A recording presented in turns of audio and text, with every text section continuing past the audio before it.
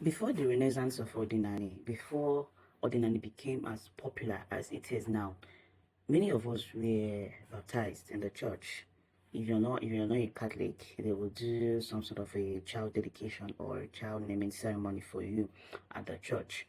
Now that ordinary is coming back, we could see many people, many of us are now asking questions. Oh, how did our ancestors do perform this child naming ceremony? Now, typically, you could see this man and his attire, and you're wondering, oh, maybe he's a dibia, that's why he's doing it this way. Now, traditionally, Igbo men are known for their red cap, the feather in their caps, and some of them that have a title. You'll see them wearing a leg bead and some sort of a bracelet on their arms. So typically, this is how Igbo men typically dress, with their mpata, that they're, the little stool that he's sitting on. So he does not have to be a dibia for him to perform the traditional way of naming his child. So this is how we practice it. So for many people that are curious, and for many people that are actually saying, oh, that he is initiating this child into whatever, listen to the words that he's saying. He talked to the child, he blessed the child as her father, and said that you're going to live more than me, you're going to grow more than me, you're going to achieve things.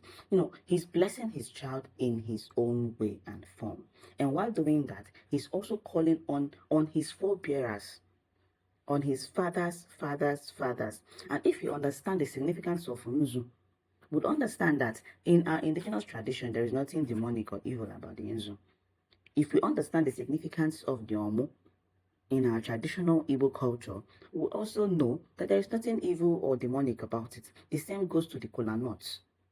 So every single item that he used to perform this ritual, there is nothing evil and there is nothing demonic about it. There is nothing that says in our indigenous cosmology, in our indigenous culture, oh, this thing is an evil thing. It symbolizes some sort of evil. Now, because nothing he's using to bless his child is evil to us as Igbo, it becomes preposterous that we are trying to assume or to insinuate that because this man is not going to the church to name the child, to bless his child, that he is tying her to some sort of a generational demons and generational curses that the child is going to suffer in her adult age. And most importantly, when he was done blessing, he sprinkled the water and sort of used the fallen water to bless the child. So it's almost the same thing. You go to church for baptism and they, use water to bless the head of the child. But because this method, this way of doing things is indigenous, it is how the Igbo people do their own, we are now living under the presumption that he is doing something demonic. And therefore, automatically, the child is not going to have a fulfilling life.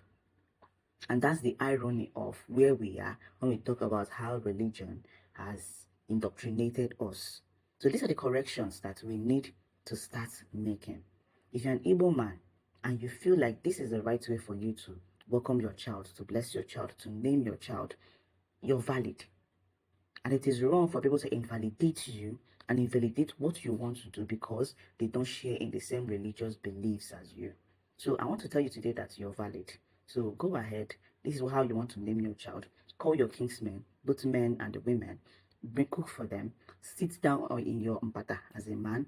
Bring your unzu, bring your odo, bring your kola nut. Call on your ancestors and spread or speak some goodwill into the life of that child. It is your right and it is your prerogative as the father of that child.